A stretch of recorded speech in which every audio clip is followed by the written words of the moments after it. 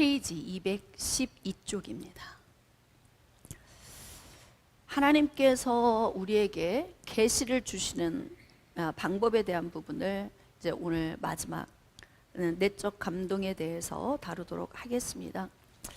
여러분, 하나님께서 계시를 주실 때 말씀, 꿈이나 환상이나 또 이상이나 또 이렇게 이제 내적 감동을 통해서 하나님께서 우리에게 이제 당신의 계획을 계시해 주시는데요. 항상 우리가 간과해서는 안 될 게 있어요. 그게 뭐냐면 하나님께서 예언을 주시는 목적을 반드시 기억하셔야 됩니다. 성도들이 헷갈려하는 부분이 뭐냐면요, 꿈을 꿨는데 어디까지가 하나님이 주신 거고 어디까지가 내 꿈인가, 어디를 초기화시켜서 삭제해야 될 부분인지 어디를 남겨둬야 할 부분인지, 눈에 보이는데 어느 것이 하나님이 주신 것이고 어느 것이 어둠이 갖다 준 것이, 이 분별이 안 되는 거예요. 어제 밤에도 이제 뭐 대화하고 이렇게 전화를 하던 중에 이 영성 훈련을 받으면서 너무 자유해지고 가벼워지고 있다는 거예요. 그러니까 우리가 영적 지도자가 절대 간과해서는 안 될 게 뭐냐면, 회중은 나름대로 굉장히 눌려서 힘들게 살고 있는데 영적 지도자가 그 부분을 터치를 못 해주는 거죠. 사실 우리가 지금 여기서 배우는 건 그렇게 막 고난이도의 어려운 부분은 아니고, 다 영적 지도자들이 대부분 다 아시는 거고 또 사용을 했고 다 접하는 영역인데요. 우리가 그동안에 못했던 게 뭐냐면 회중에게 전달이 잘 안 된 거예요. 이게 회중에게 전달이 안 되니까 회중은 꿈을 꾸면 뭘 건져야 되고 뭘 버려야 되는지, 그러니까 뭐 꿈만 꾸면 이게 뒤숭숭하고 뭐가 보이면 뒤숭숭하고 이게 분별이 안 되는 거예요. 다시 말하면 우리가 회중에게 영적 분별력을 가르쳐줘서 이 꿈은 버려야 할 꿈, 이 꿈은 하나님이 주신 메시지, 이 음성은 내가 건져야 할 음성, 이것은 버려야 할 것, 이게 분별이 되면 성도들이 굉장히 자유해집니다. 진리는 우리를 자유케 하기 때문에 하나님의 말씀의 지식에서 자라면 자랄수록 우리가 이제 자유함을 누리게 되죠.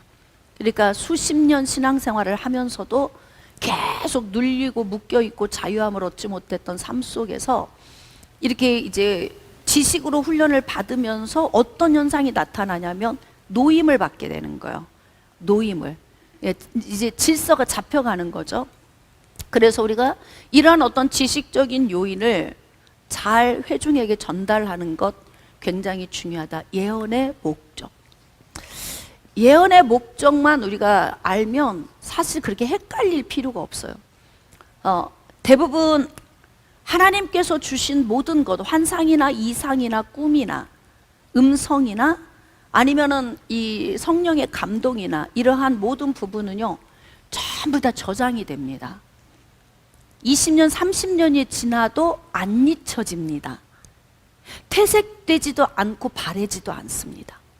항상 동일하게 하나님이 주신 꿈이나 환상이나 이상, 음성, 내적 감동은 항상 이게 저장이 되어져 있어요.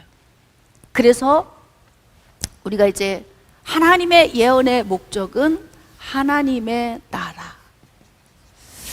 이게 하나님의 나라라고 하는 것은 가장 중요한 건 뭐냐면 하나님의 백성들이 가장 중요하지요. 하나님의 백성들을 구원하시기 위한 부수적인 모든 요인, 이 부수적인 이 모든 요인은 다 하나님의 나라를 위한 거예요. 때로 교회에 물질이 필요할 때 하나님께서 감동을 주셔서 일하게 하시죠. 복음을 전하기 위해서 성전 건축도 필요하죠. 복음 전하기 위해서 주의 종을 돕는 일도 필요합니다. 그러니까 하나님 나라에 필요한 이러한 여러 가지 요인들을 채우기 위해서 하나님은 예언, 즉 계시를 주실 때에 여러 가지 방법을 쓰실 때 내적 감동. 자, 이제 내적 감동은 어떤 부분이냐면 내적 감동은 생각 플러스 마음입니다. 내적 감동은. 그래서 내게 주신 어떤 생각이 있는데요, 이 생각 속에 마음이 부어져요. 하나님이 하시면 마음이 부어진다는 거예요. 그러니까 예언이라고 하는 것은 반드시 누구로부터 와야 되냐면 하나님으로부터 계시가 와야 돼요. 근데 예언을 하는 사람들이 자기 생각으로 예언할 수도 있겠죠. 자기 생각으로 예언할 수도 있어요. 하나님의 마음이 부어져서 하다가도 갑자기 자기 개인의 생각이 들어오면 자기 개인의 이야기를 말할 수도 있어요. 그러니까 우리가 이것을 이제 잘 분별을 할 수 있어야 되거든요. 예언하는 사람이 하는 이야기면 우리는 무조건 다 하나님이 주셨구나 이렇게 생각하기가 쉽습니다. 자, 그래서 우리는 이제 성경적 영적 원리로 지식을 보자면 이 기도를 받은 내가 내 생각 속에서 마음이 안 부어져. 그러면 여기서 우리가 무엇을 알 수 있냐면 근원을 여기서 고민해 봐야 되는 거예요. 분별이죠, 분별. 사실 예언은 굉장히 탁월한 분별력이 필요합니다. 분별을 할 때 우리가 어떻게 하느냐? 마음이 부어지지 않았다면 성령으로부터 온 것이 아니다.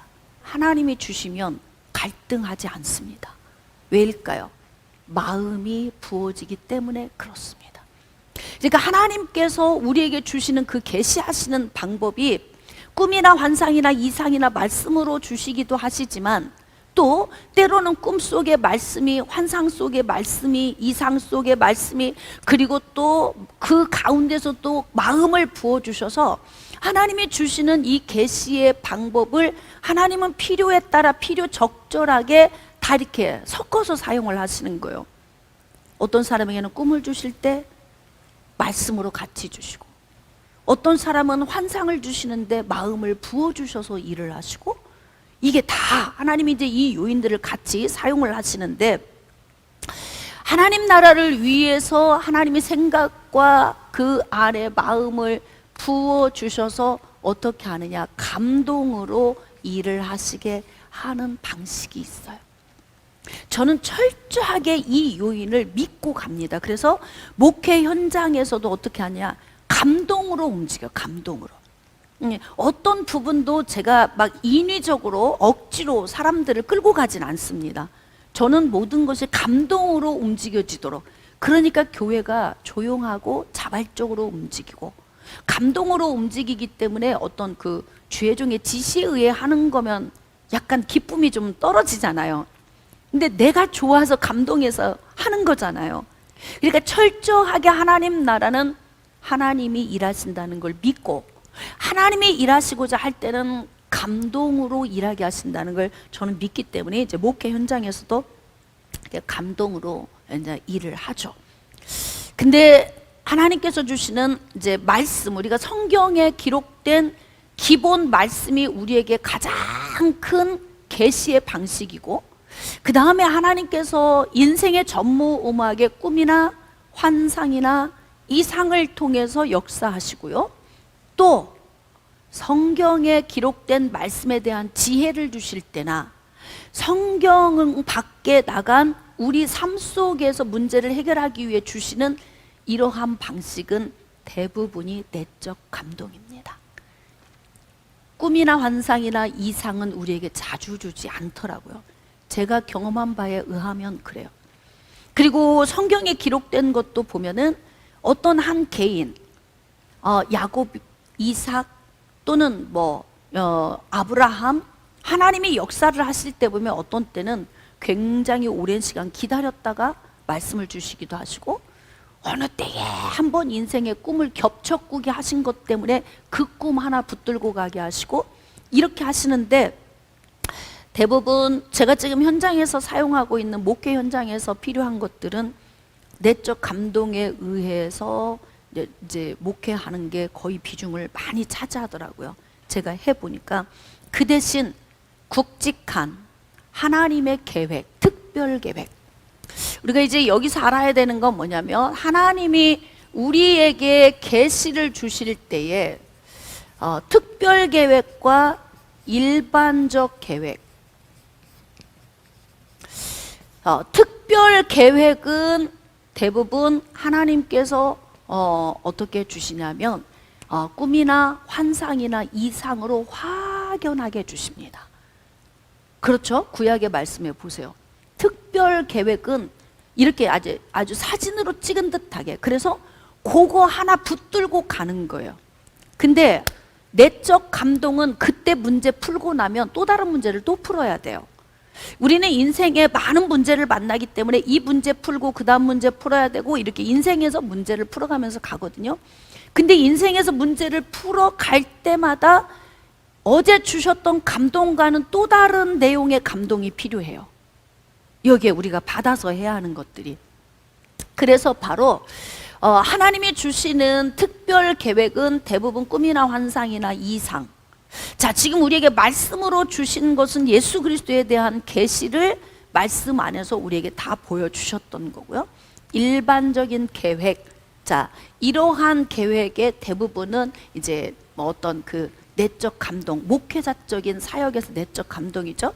구약에서 하나님이 계획하셨던 그 계획의 내적 감동은 특별 계획인데, 목회자 쪽으로 우리가 적용을 할 때에는 일반적인 계획 안에서 많이 일을 하십니다. 자, 그러면 212쪽 내적 감동. 자, 생각으로 주어지는 거죠. 예언이 주어지는 통로로서의 내적 감동이란 하나님의 시간의 때에 하나님의 계획, 작정을 이루시기 위하여 우리 생각 속에 부어주시는 것을 뜻한다. 생각 속에 부어주시죠. 근데 생각 속에 지식을 넣어주시면서 마음을 같이 부어주셔요.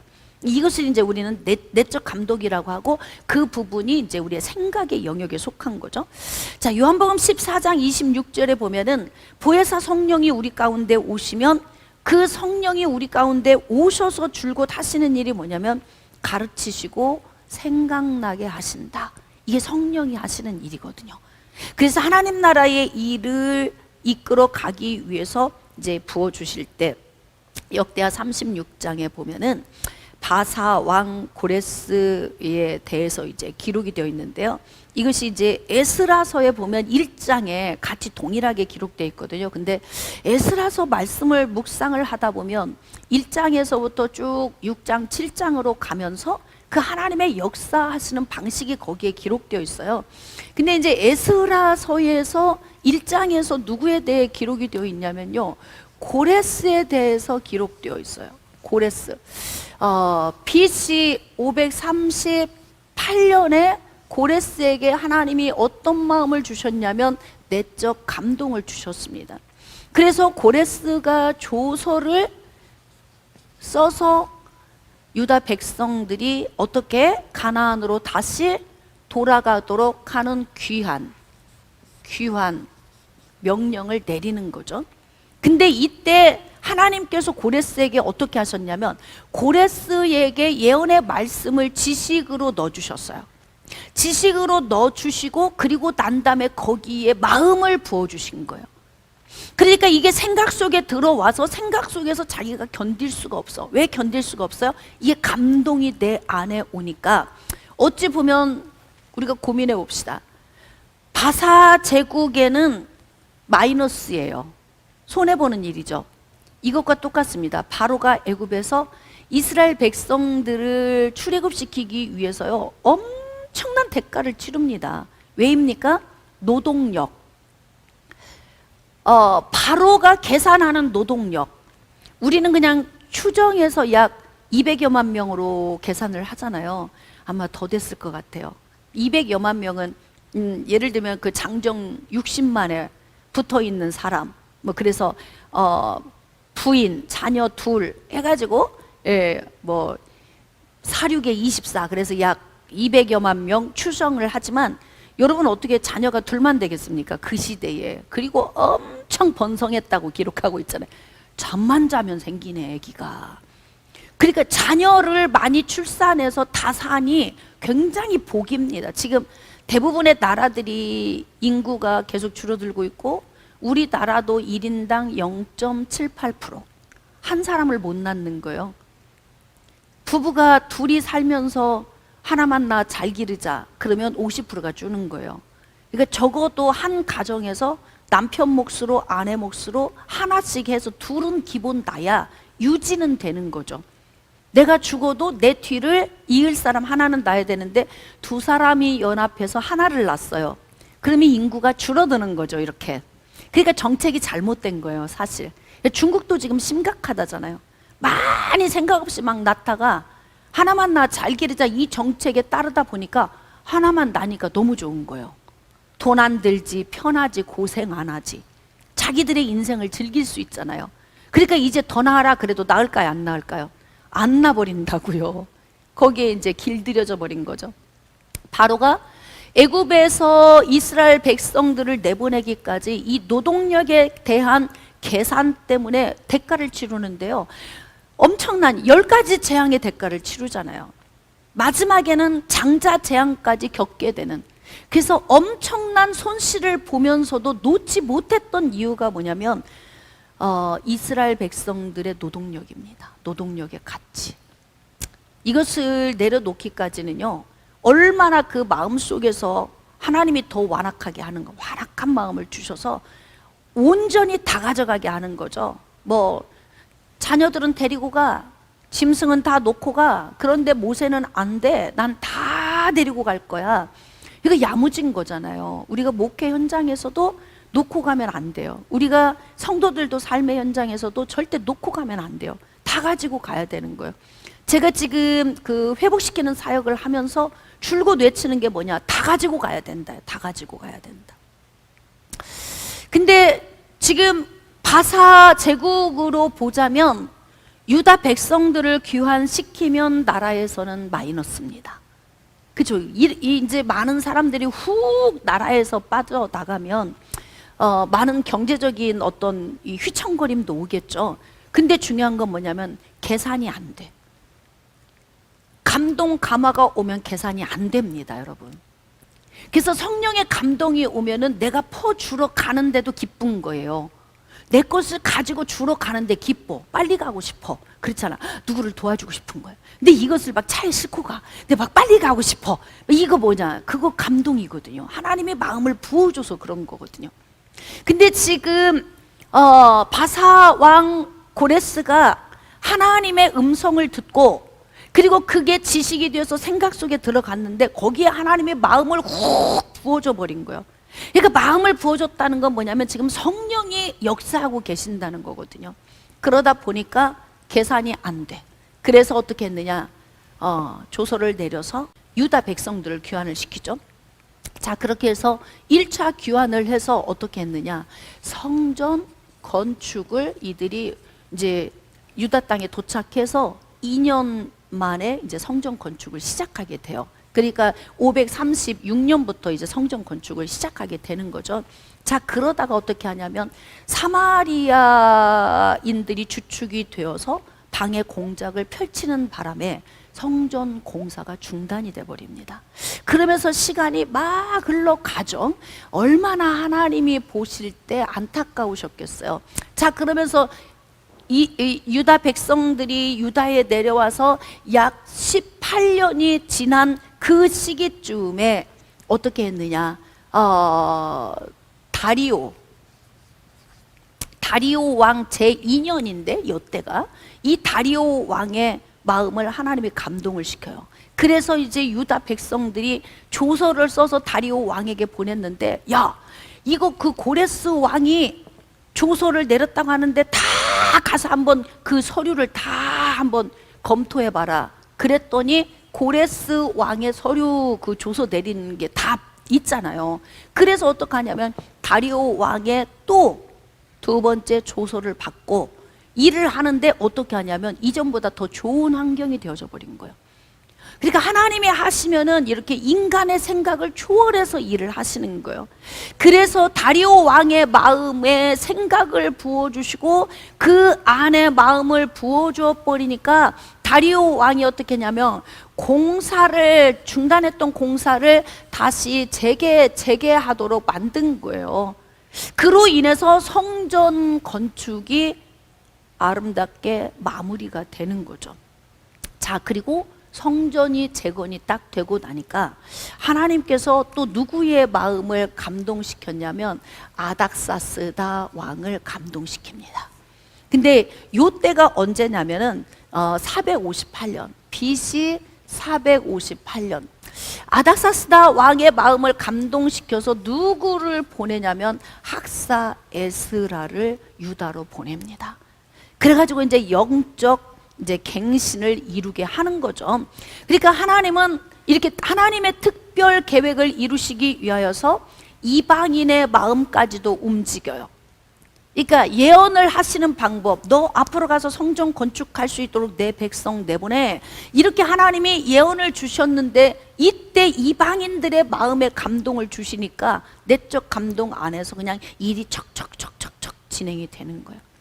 그러니까 교회 안에서도 어떤 일을 할 때는 내적 감동이 있도록 일을 하면 가장 조용하게. 근데 내적 감동이 이 일을 하는 사람들 안에 있으려면 어떻게 해야 되냐면 하나님의 때에 해야 돼. 이렇게 이방인의 왕들의 마음에 생각을 부으시고 거기에 마음을 부어주셔서 내적 감동을 통해서 일하셨다. 그러니까 여기 보니까 고레스 왕의 마음을 감동시키매. 그러니까 그래서 이제 그 주의 일을 할 때에는요, 이게 감동이 굉장히 중요합니다. 감동이 굉장히 중요해요.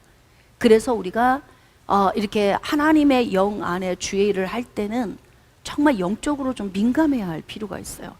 이런 부분들이 그냥 주의 은혜 안에 이렇게 중심으로 들어와야 될 필요가 있습니다. 그래서 이제 나라에 공포도 하고 조서도 내려서 이렇게 성전 건축을 하고 그 성전 안에서 섬겨야 할 에스라까지도 이렇게 투입을 시켜서 하나님이 당신의 목적을 이룬 것을 볼 수가 있습니다.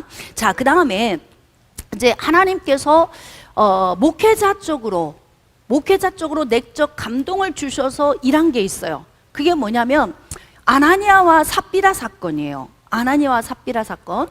그 사도행전 5장에 보면 아나니아와 삽비라 사건이 기록되어 있는데 이 부분에는 꿈이나 환상이나 이상이나 어떤 이런 게 전혀 없어요. 그리고 하나님이 뭐 말씀을 주셨다 이런 것도 전혀 없어요.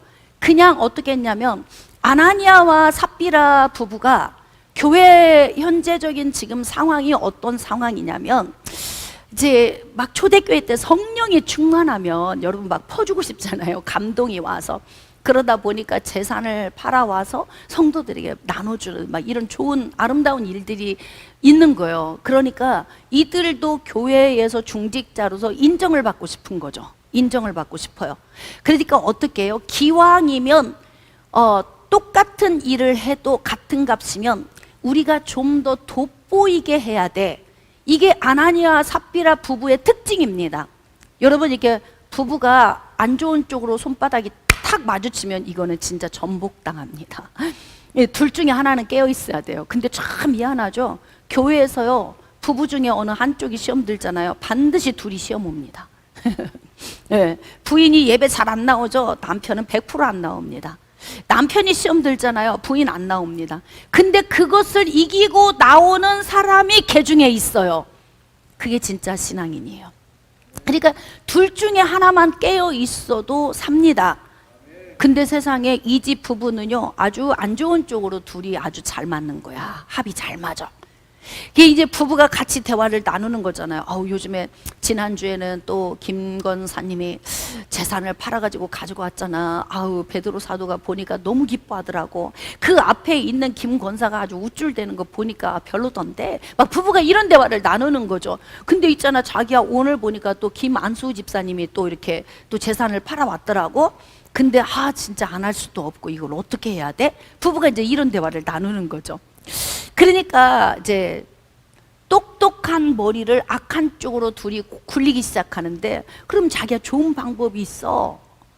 재산을 팔되 다 바치지 말고 그 대신 다 가져온 것처럼 하면 되잖아. 네? 일부 숨겨놓고 다 가져온 것처럼 하면 되잖아. 이게 둘이 의논이 통과가 된 거예요.